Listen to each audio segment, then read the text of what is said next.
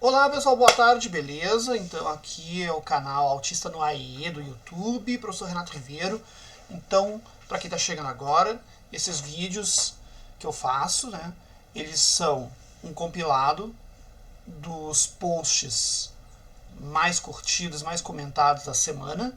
E aí, em cima do assunto dos referidos posts, eu faço um vídeo com detalhamento. No caso, essa semana, o post mais curtido e comentado lá no Insta foi sobre a minha percepção, né, os meus comentários a respeito do orgulho autista. Então vamos lá.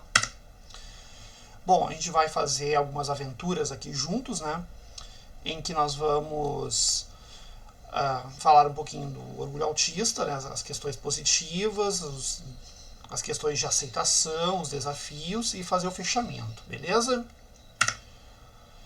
Então, na questão do orgulho autista, nós temos as seguintes questões interessantes que a gente deve colocar.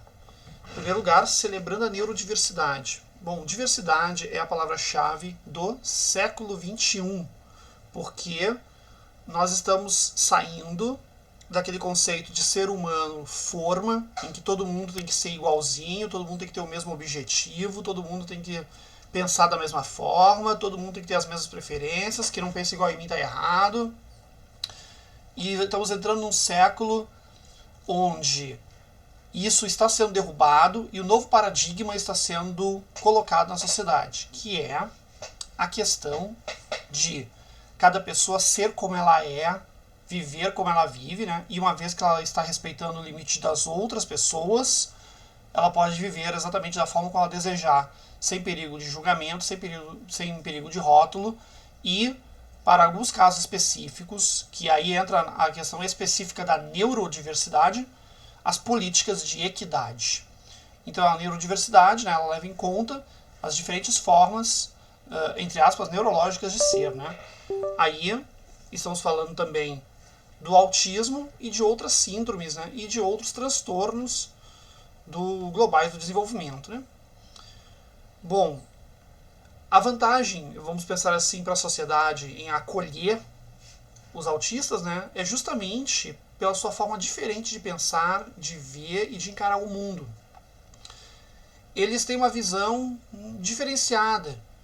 E essa visão diferenciada, mais voltada para aquilo que é mais lógico, que é mais congruente, que é mais direto no ponto, é que vai fazer com que a nossa sociedade possa continuar progredindo para um caminho de paz, para um caminho de construção, certo?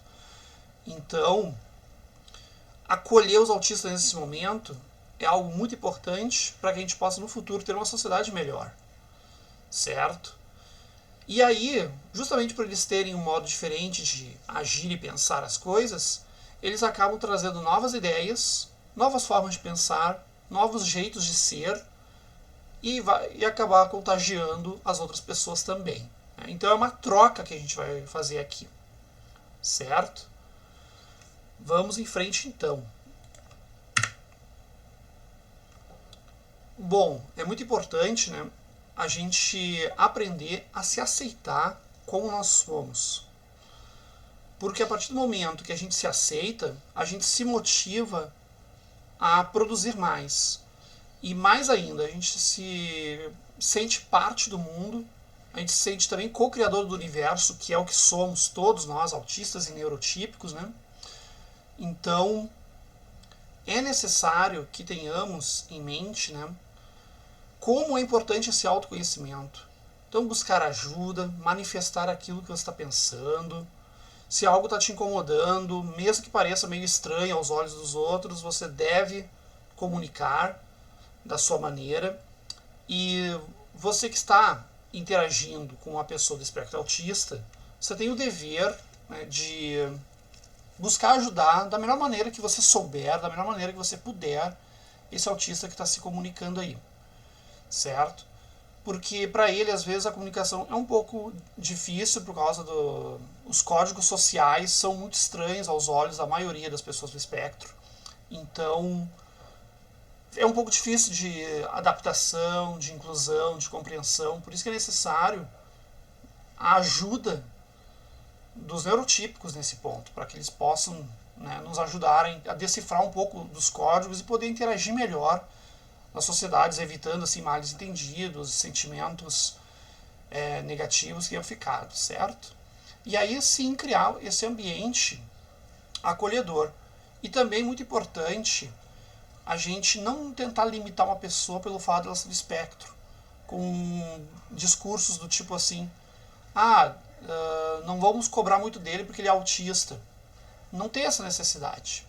É claro que existem alguns irmãos do espectro, né, que eles têm algumas dificuldades, sim, que a coisa é bem mais complicada de se trabalhar, a comorbidade é muito mais profunda, requer uma intervenção muito maior, né? Então, sim, isso tem que ser levado em conta, mas, ao mesmo tempo, também não podemos excluir dos projetos aqueles que não são, entre aspas, neurotípicos o suficiente, né? A gente tem que acolher e simplesmente incentivar a que eles apresentem aquilo que eles têm para apresentar. Eles podem até nos surpreender positivamente. Também não quer dizer que eles não vão errar, ou que tudo que eles fazem deve ser aplaudido. A gente pode também dar feedbacks, críticas construtivas, porque inclusão é isso, é tratar com naturalidade, entendeu? Alguns meses atrás eu fiz um post sobre isso, que fala que a verdadeira inclusão é quando a gente aceita com naturalidade aquele que é diferente de nós, né? Bom, uma das grandes dificuldades, tanto para o autista em si, quanto para os neurotípicos que querem acolher os autistas, né, é que não existe um roteiro muito definido para interagir com o autista, para identificá-lo e para poder trabalhar com essa inclusão, né?